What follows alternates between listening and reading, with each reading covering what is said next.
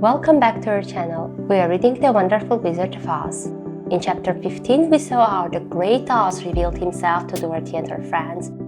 Let's see what happens next in chapter 16. The Magic Art of the Great Handbag. The next morning, the Scarecrow said to his friends, "Congratulate me, I am going to Oz to get my brains at last. When I return, I shall be as other men are." "I have always liked you as you were," said Dorothy simply. "It is kind of you to like a scarecrow," he replied. "But surely you will think more of me when you hear the splendid thoughts my new brain is going to turn out."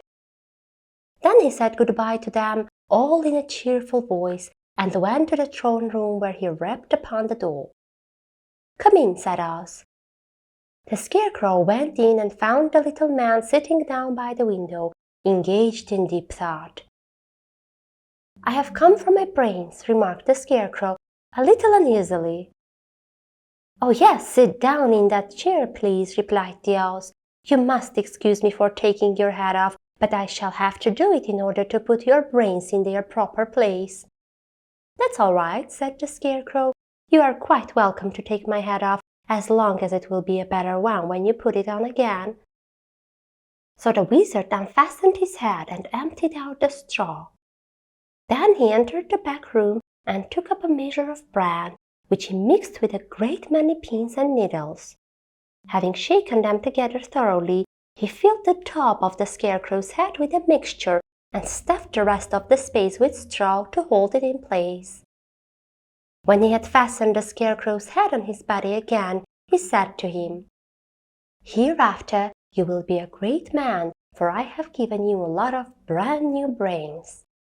The Scarecrow was both pleased and proud at the fulfillment of his greatest wish, and having thanked Oz warmly, he went back to his friends. Dorothy looked at him curiously. His head was quite bulged out at the top with brains. "How do you feel?" she asked. "I feel wise indeed," he answered earnestly. "When I get used to my brains, I shall know everything." "Why are those needles and pins sticking out of your head?" asked the Tin Woodman. "That is proof that he is sharp," remarked the Lion. "Well, I must go to Oz and get my heart," said the Woodman. So he walked to the throne room and knocked at the door. "Come in," called Oz, and the Woodman entered and said, "I have come for my heart." "Very well," answered the little man, "but I shall have to cut a hole in your breast so I can put your heart in the right place. I hope it won't hurt you." "Oh no," answered the Woodman, "I shall not feel it at all." So Oz brought a pair of tinsmith's shears and cut a small, square hole in the left side of the Tin Woodman's breast. Then, going to a chest of drawers, he took out a pretty heart, made entirely of silk and stuffed with sawdust. "Isn't it a beauty?" he asked. "It is indeed," replied the Woodman, who was greatly pleased. "But is it a kind heart?" "Oh, very," answered Oz. He put the heart in the Woodman's breast and then replaced the square of tin, soldering it neatly together where it had been cut. "There," said he, "now you have a heart that any man might be proud of. I am sorry I had to put a patch on your breast, but it really couldn't be helped." "Never mind the patch," exclaimed the happy Woodman. "I am very grateful to you and shall never forget your kindness." "Don't speak of it," replied Oz. Then the Tin Woodman went back to his friends, who wished him every joy on account of his good fortune. The Lion now walked to the throne room and knocked at the door. "Come in," said Oz. "I have come for my courage," announced the Lion, entering the room. "Very well," answered the little man. "I will get it for you."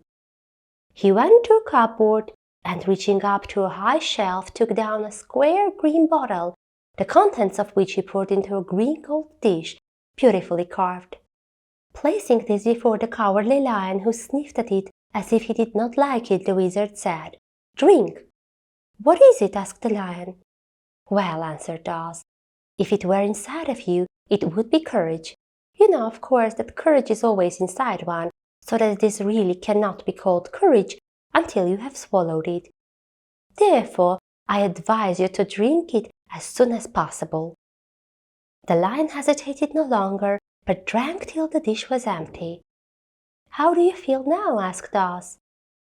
"Full of courage," replied the lion, who went joyfully back to his friends to tell them of his good fortune. Oz, left to himself, smiled to think of his success in giving the Scarecrow and the Tin Woodman and the lion exactly what they thought they wanted. "How can I help being a humbug," he said, "when all these people make me do things that everybody knows can't be done?" It was easy to make the Scarecrow and the lion and the Woodman happy because they imagined I could do anything. But it will take more than imagination to carry Dorothy back to Kansas, and I'm sure I don't know how it can be done. This much for today. Stay tuned to our channel to see what will happen to Dorothy. Goodbye.